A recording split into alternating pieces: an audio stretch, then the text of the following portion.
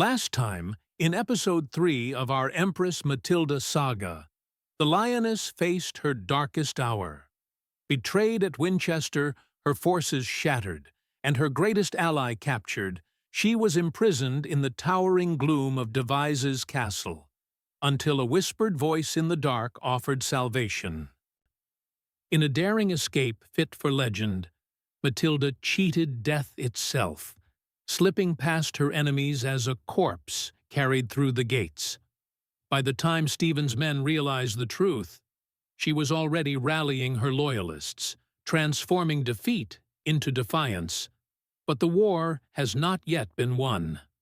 Now, in Episode 4, the legend begins as Matilda performs her most celebrated exploit of all, her escape from Oxford Castle right under Stephen's nose. Subscribe now to follow the legend. Like and share to join the battle for history. This is a Storyteller's Hearth Fireside Tales production, where stories burn brighter with the telling. Wrapped in white cloaks as camouflage, that night, Matilda and her 4 most trusted elite knights slipped through the secret postern gate into the blowing snow.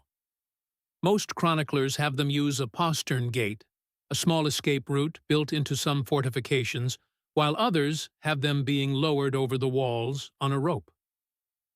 They carefully made their way past Stephen's men down to the frozen Thames, and slithered up the river on their bellies so as not to be seen by alert sentries.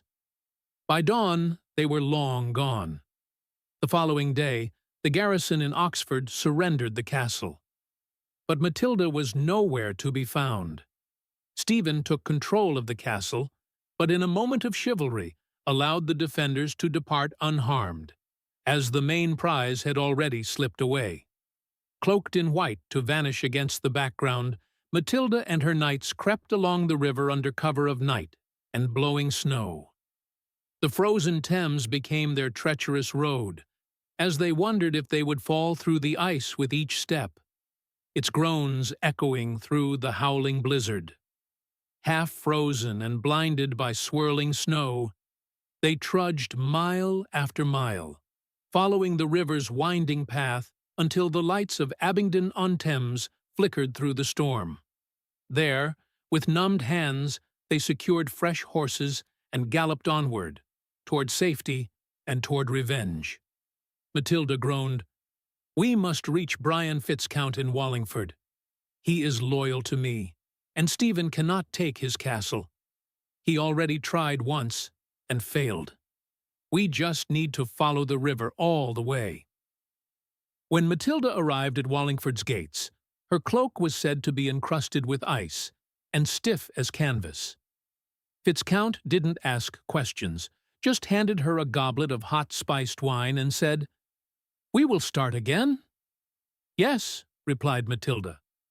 "I will regroup in Gloucester to continue my war against Stephen." Matilda's escape from Oxford was considered another major turning point in her war.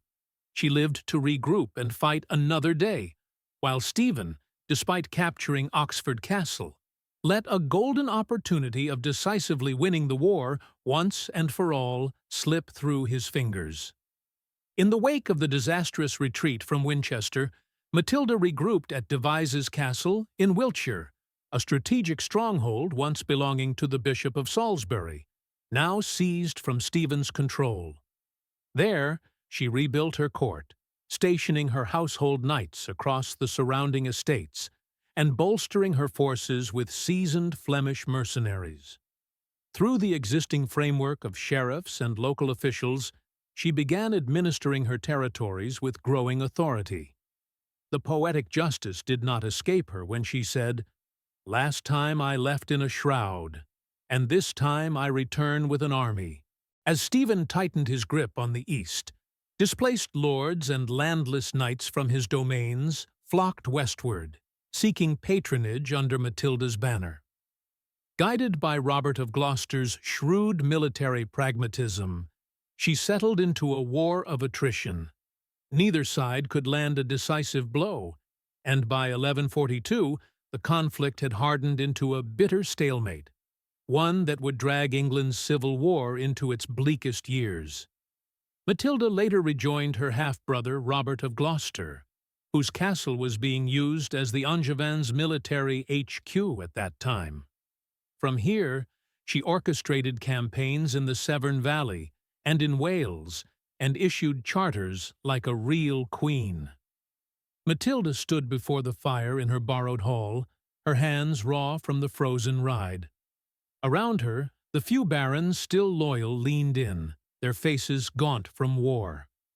"Stephen is weak," declared Robert of Gloucester, slamming a fist on the table. "Lincoln broke him. If we push now, we can take Winchester, and the throne will be yours." Matilda's gaze flicked to the shadows, where a young boy sat sharpening a dagger. Her son, Henry. Just 9, but already his grandfather's eyes burned in his face. "No," she said softly. "We can't afford a head-on collision just yet.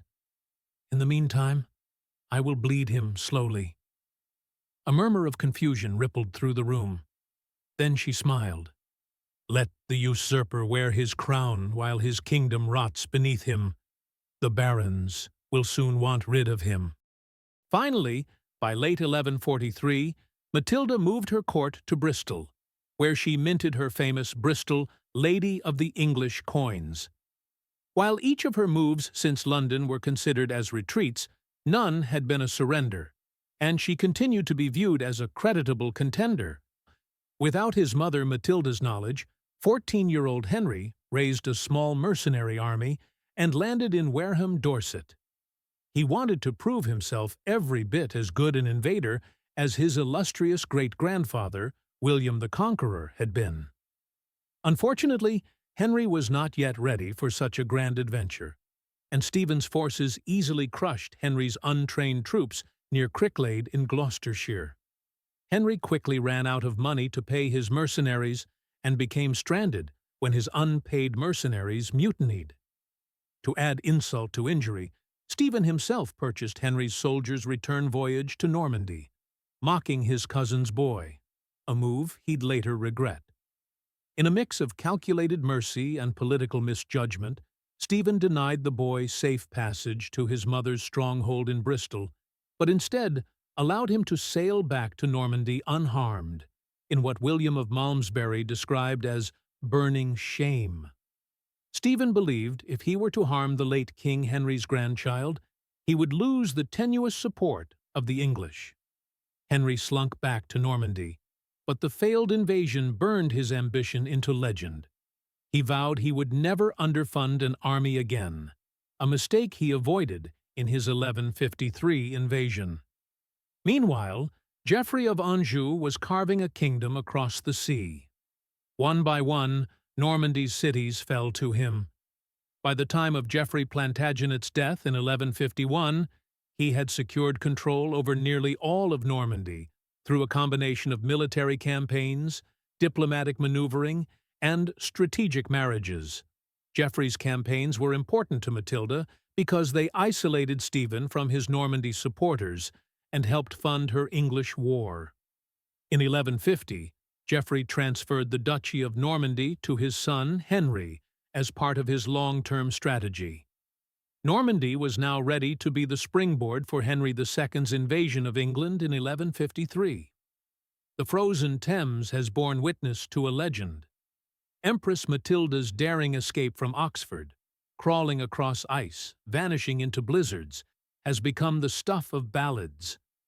But as she regroups at Wallingford, a new storm gathers. Her son, Henry Plantagenet, now stands on England's shores, his eyes fixed on the crown his mother fought so fiercely to claim. Yet Stephen is not so easily undone. In Episode 5, The Blood and the Gold, the two armies collide at Wallingford. Henry's forces, hardened by Normandy's wars, face Stephen's exhausted but defiant troops across the Thames. The fate of England hangs on a single question. Will this be the final battle, or just one more in a never-ending civil war? Behind the scenes, Matilda watches, her calculating mind still shaping history. After decades of war, the prize is within reach. But at what cost? Subscribe now to witness the explosive conclusion of Empress Matilda. Like and share to join us as crowns change hands, treaties are sealed, and a dynasty rises from the ashes of the Anarchy. This has been a Storyteller's Hearth Fireside Tales production, where legends outlive kings.